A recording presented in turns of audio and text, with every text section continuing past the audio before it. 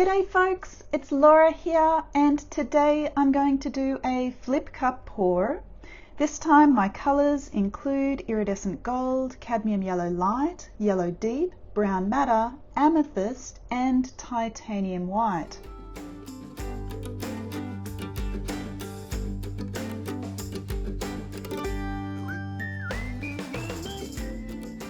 Now I'm going to use just a little bit less of the brown madder colour because it's such a dark colour and I don't want to swamp out this entire painting.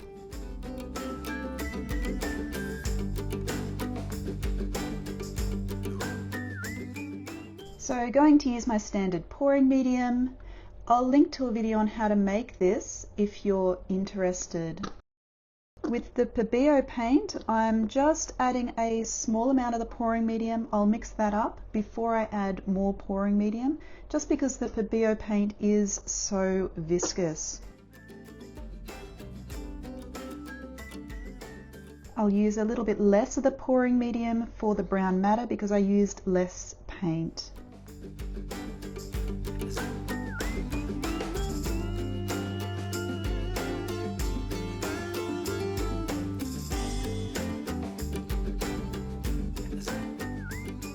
So just going to add some more pouring medium here.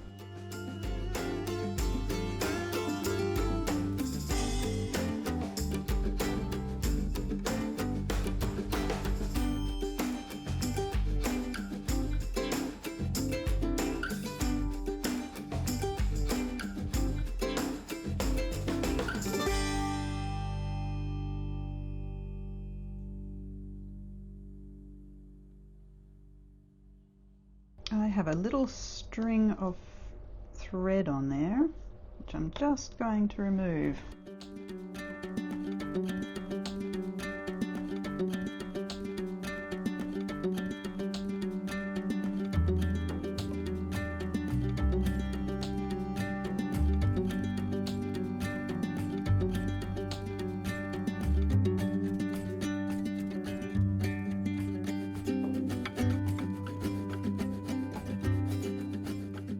Now this Pebeo gold colour is quite a lot thicker, and so I'm going to add some water to this mix.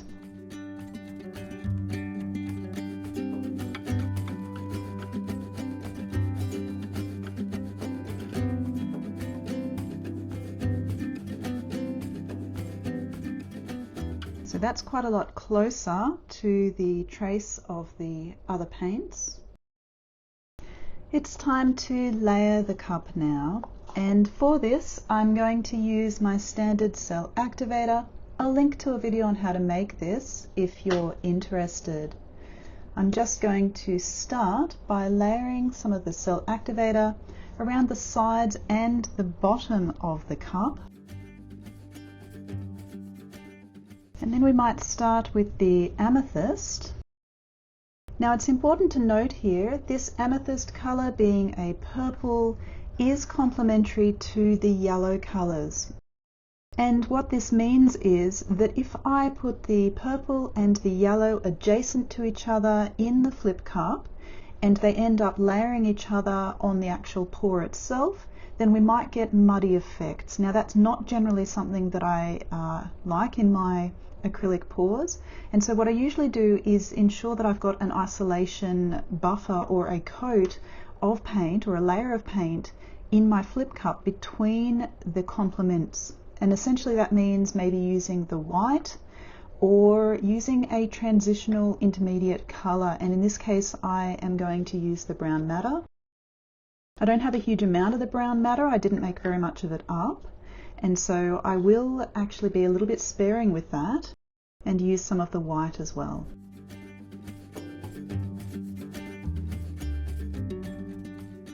Now with the gold here, I'm going to do a little bit of a dirty cup effect by dropping some of the gold from a bit of a height. Now that creates just a little bit of churn within the cup, which should create a little bit of mixing, and I like that effect because it creates some interest in the layers. They're not perfect transitions essentially.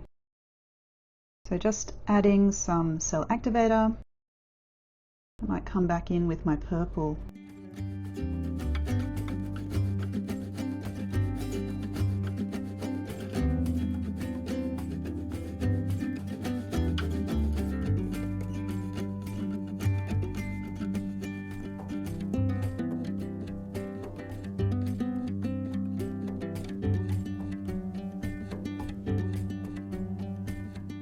Now I'm doing gold just after putting the amethyst or the purple in, and I'm less concerned about getting muddy mixes from gold and purple, because although gold is close to yellow in terms of colour kind of, or hue, it is made up of mica flakes, so the pigment is a little bit different in character to the purple, and so although you can get overlays like layered effects which can look a little bit muddy between the gold and the purple, the effect isn't quite so, I guess, nasty as you can get when you just do yellows against purples. But as we know, flip cups are very random, so there's absolutely no guarantee as to what's actually going to happen. So today I'm actually going to be using a canvas that I've scraped off. So I didn't like the effect of this particular pour, and so while it was still wet I did scrape the canvas down. But before I used it previously, of course, I added painter's tape as well as giant push pins.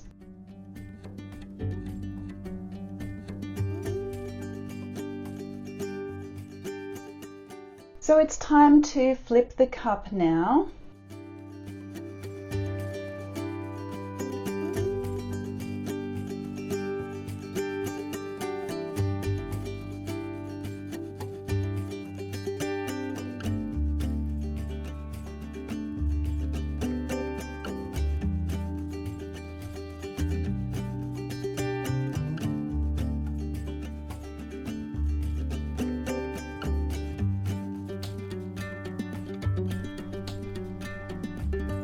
There's a lot of lacing going on. Just think we're a bit close to that left-hand edge, so going to lift that, bring the paint down a little bit. Okay, I'll also get the rest of the paint out of the cup, spread it around the edges and the corners.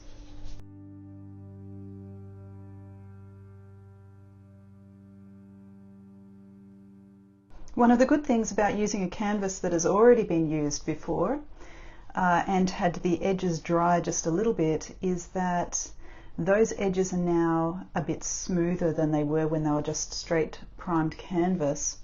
And that's a slight benefit because the paint can slide a little bit more easily over them.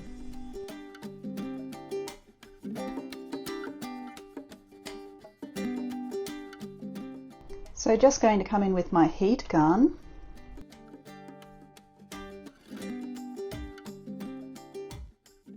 Okay, so we do have some interesting lacing happening in this one. It's a very complicated piece up in this section particularly, and we've got some subtle kind of colour changes happening down here. So I'll just centre the paint a little bit more.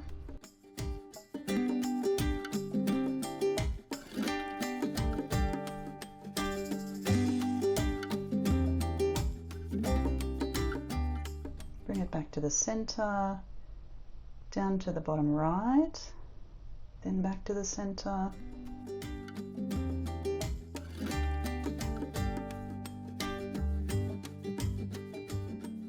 Okay, we might spin it from here.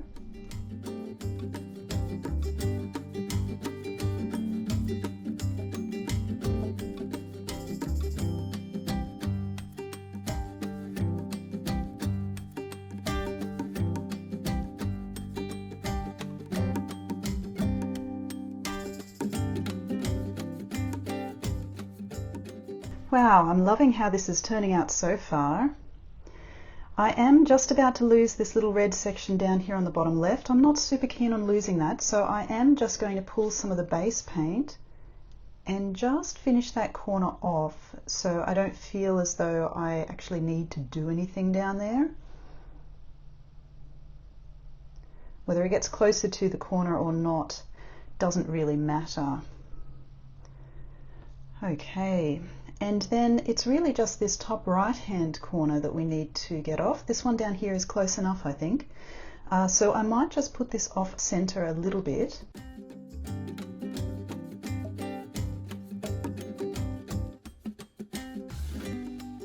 To try and encourage some of the paint to go down in that right hand top right hand corner.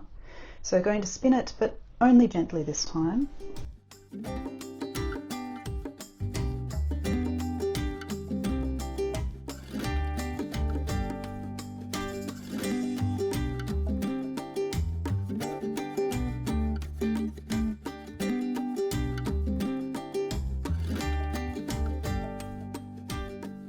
We are so close to this top right hand corner, I think perhaps I won't worry too much about going further with that.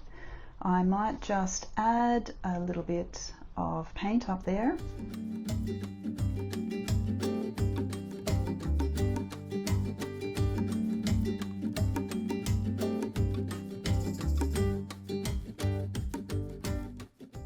I'll add some paint down here.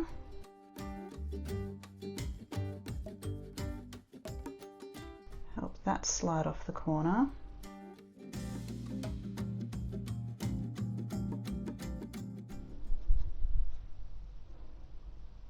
We did lose most of that red down there, unfortunately, but I guess that's to be expected.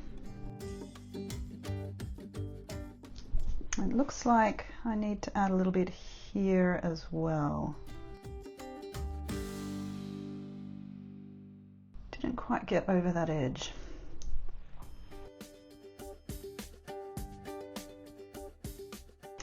Wow, so I am super pleased with this piece. It's incredibly busy. It's got some beautiful stripes of that brown madder, which is just actually a beautiful color in this scenario. So the stripes coming through here, dividing up that piece, and then we have some subtle transitions. So this down here is quite a subtle area, but it does have some cells coming up, possibly because of bubbles, possibly because of the cell activator. And then up in this right hand corner we've got some lovely, quite distinct lacing happening with the gold, with the yellow deep, etc. So really pleased with this piece, and I don't think I will spin it again. I was considering spinning it again to get this corner off and this corner off, but I don't want to risk completely losing this little red section down here. So I think I might leave it there actually, and I'll just pull off the paint from underneath. I've already covered the corners.